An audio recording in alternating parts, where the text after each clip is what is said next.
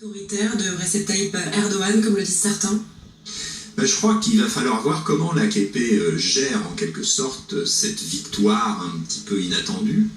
Est-ce qu'il va penser que cette victoire lui redonne une légitimité pour oser relancer l'ouverture avec les Kurdes ou mener une politique beaucoup plus modeste, si j'ose dire?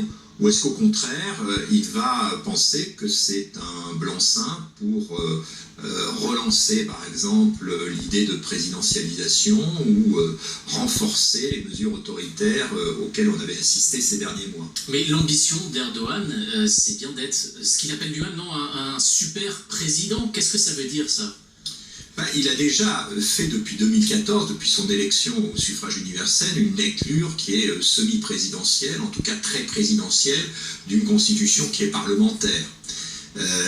D'une certaine manière, en dépit de son revers au mois de juin dernier, l'incertitude internationale et même l'incertitude nationale a profité au pouvoir du président.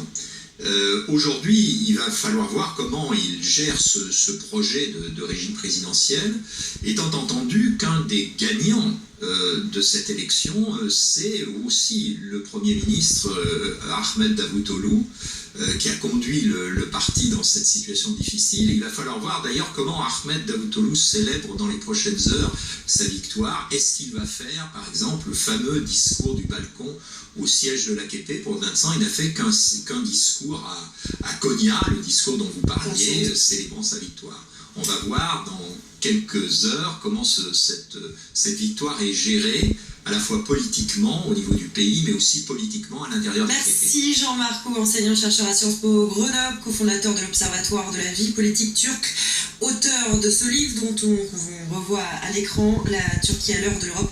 Merci pour cette analyse. À l'étranger, toujours presque plus un jour sans naufrage de bateaux de migrants au large de la Grèce. 13 réfugiés. Voilà comment on a coupé la parole au gars. Près des îles de Samos et d'Agathonisie. Et ça, c'est plus intéressant. Une dizaine de naufrages ont eu lieu